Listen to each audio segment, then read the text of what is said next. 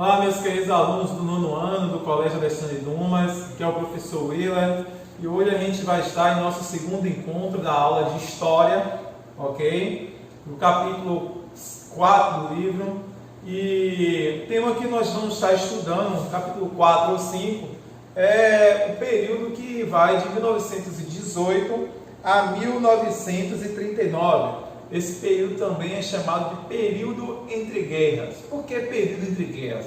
Que é o período que vai do final da Primeira Guerra Mundial até o início da Segunda Guerra Mundial. E na aula de hoje a gente vai analisar alguns fatos marcantes desse período que, de certo ponto, vai contribuir para a ocorrência da Segunda Guerra Mundial. E o Brasil ele se insere nesse contexto porque a gente viu que o Brasil estava vivendo a República. O principal produto era o café, e quem consumia esse café do Brasil eram os Estados Unidos da América, que repassavam para outros países. E a gente vai estudar um dos principais fatos históricos, que foi a crise de 1929, que vai ocorrer nos Estados Unidos.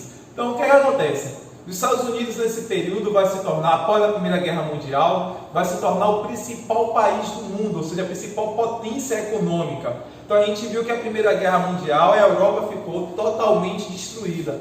Quem vai financiar a reconstrução da Europa? Os Estados Unidos da América. Sempre lembrando que os Estados Unidos está localizado aqui na América. A Primeira Guerra Mundial se concentrou basicamente na Europa e em locais da África ou da Ásia. Então os Estados Unidos ele não foi de fato atingido. Por isso, a Europa deixa de ter os principais países do mundo, os mais ricos, e Estados Unidos entra em cena. Então, qual é o país que vai abastecer, que vai possibilitar investimentos para a reconstrução da Europa? Os Estados Unidos da América.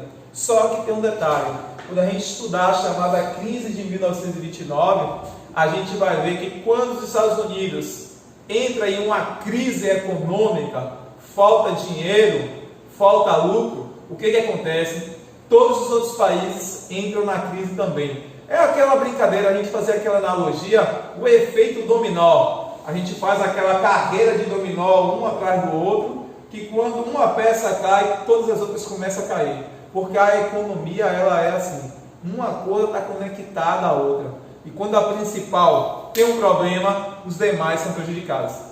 Então, por exemplo, no Brasil, a gente vai ver aqui que essa crise trouxe sérios danos, como, por exemplo, o café que deixou de ser exportado, problemas, pessoas desempregadas, os aluguéis caíram, porque o café era o principal produto, e os outros produtos, como a cana-de-açúcar, a borracha, o cacau, que era exportado, também deixou de ser exportado, e isso gerou crise econômica, falta de dinheiro. Sem dinheiro você não compra, você não vende, você não aluga, e os danos é geral. Então vamos iniciar nossa aula aqui analisando, primeiro momento, a crise de 1929.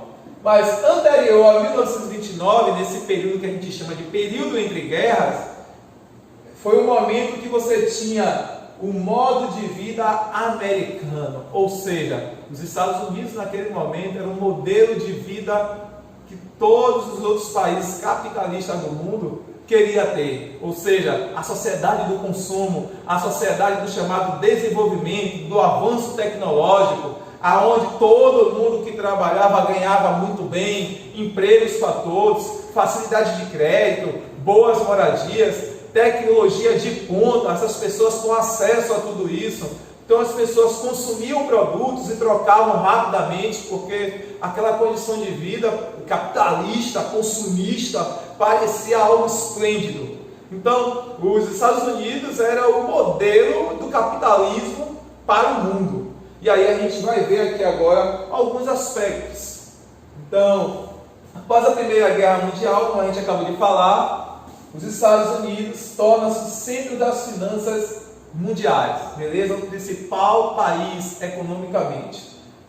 Enquanto as dívidas internacionais da Europa aumentavam, os Estados Unidos se tornavam os maiores credores. Ou seja, acabou a guerra, hora de se reconstruir hospitais, as cidades, esse dinheiro foi emprestado dos Estados Unidos. Claro, ele não vai emprestar a base de nada, cobrar altos juros, fazer alguns acordos. Então, dependiam menos do comércio exterior e não estavam tão integrados ao contexto mundial e tinham inclinações protecionalistas, não se alinhava em partidários de livre comércio. Então a gente vê aí que o comércio estava relacionado praticamente todo com os Estados Unidos. Então esse foi o primeiro momento, as primeiras características após a Primeira Guerra Mundial. Além disso, o que é que você tinha, né? De 1920 até 1929, esses 9 anos, quase 10 anos aí, se diz que foi um período de euforia econômica, pelo que eu acabei de falar a vocês, né? Produção tecnológica de todo tipo nos Estados Unidos, era o maior vendedor desses produtos. Hoje a gente tem a China, você vê que a maior parte dos produtos vem da China, tecnologia do Japão, da Coreia, mas naquele momento o país que mais produzia tecnologia para o mundo e exportava para o mundo eram os Estados Unidos da América. Por isso, plena euforia econômica. A agricultura era tida como uma das mais mecanizadas. O que é mecanizada? Tratores, tecnologia de ponta, e o espaço rural dos Estados Unidos produzia bastante e atendia tanto os mercados internos quanto ao mercado externo. Ou seja, a produção de alimentos dos Estados Unidos e de carne era tão grande que possibilitava encher a barriga da população americana e ainda vender para outros países. As indústrias funcionavam a todo vapor, transformando as pessoas comuns, principalmente a classe média, em consumidores compulsivos. O que é o consumidor compulsivo? Você compra para passar o tempo. Não sei se você já ouviu aquela expressão de dizer assim que eu preciso consumir alguma coisa porque eu relaxo. Quando eu vou ao shopping, gasto dinheiro, eu relaxo. Então, esse consumidor compulsivo é aquilo que você compra não por necessidade, mas por mania ou para passar o tempo, porque a condição de vida era muito boa nesse momento. Então, só o que é que vai acontecer? Durante esses 9 anos, vai gerar uma situação que se chamou de superprodução. Ou seja, a população consumia, trocava aparelhos em um curto espaço de tempo. Isso vai gerar uma superprodução das fábricas, das indústrias. O que foi essa superprodução? Produzia mais do que a capacidade de consumir. Chegou ao ponto de se produzir tanta coisa que a população dos Estados Unidos e outros países de fora não conseguiam consumir aquilo que era produzido. Então a concentração dos investimentos dentro do próprio país diminuiu os empréstimos. A dificuldade dos países europeus em exportar mercadoria para os Estados Unidos devido às tarefas protecionistas, a diminuição dos impostos norte-americanos, atraso no pagamento de dívida. Uma série de problemas começou a acontecer. Os Estados Unidos produziam demais, os países europeus já estavam erguidos, não conseguiam vender seus produtos para os Estados Unidos ou para outras regiões, porque predominava a maioria dos produtos dos Estados Unidos, e isso começou a gerar justamente uma crise, porque dentro do sistema capitalista a meta é vender. Capitalismo é acúmulo de capital. E como é que isso acontece? Através da venda de serviços ou da venda de produtos. Quando você não tem venda, acontece a chamada superprodução. Então, ao mesmo tempo, vai ocorrer a chamada quebra da Bolsa de Valores dos Estados Unidos. Era onde as pessoas investiam o seu dinheiro. Então, investia para ter um lucro maior. Então, por exemplo, você investia dinheiro numa fábrica de cadernos. Você colocava lá R$1.000, no final do ano você ganhava R$5.000. Então, eram ações no mercado. As pessoas tentavam ganhar dinheiro investindo dinheiro. Ao invés de fazer poupança, investiam em ações de empresas, por exemplo. E o que acontece? Como não houve venda dos produtos, a moeda desvalorizou, houve essa superprodução e essa bolsa de valores, esses investimentos caíram. Automaticamente, todo mundo que tinha investido suas reservas em empresas, em produtos, terminou arrancando um grande prejuízo. Então, essa aí foi chamada quebra de valores. Teve como nome o Crash de Wall Street, em 1929 foi o ponto, né? A falta de empréstimos, redução dos investimentos e do consumo, a recessão do comércio nos países industrializados. A recessão é o que a gente está vivendo até um pouco hoje com essa pandemia da crise do Covid-19, onde as pessoas não trabalham, as empresas não produzem, não vendem, automaticamente zero desemprego, muita gente sem dinheiro, E o governo, para melhorar essa crise, o que é que fez? Está distribuindo cestas básicas, distribuindo auxílios para os autônomos desempregados. As empresas, algumas estão reduzindo a carga horária de trabalho, ao mesmo tempo também fazendo suspensão do contrato de trabalho. Tudo isso para tentar resolver essa crise que nós estamos vivendo nesse momento, de muita gente sendo desempregada devido a essa pandemia. Aqui foi diferente, foi a falta de consumo que contribuiu para essa crise, que vai levar a milhares de desempregados. Então a gente vê aí, por exemplo, alguns dados disso aí: o desemprego maciço, fome, miséria.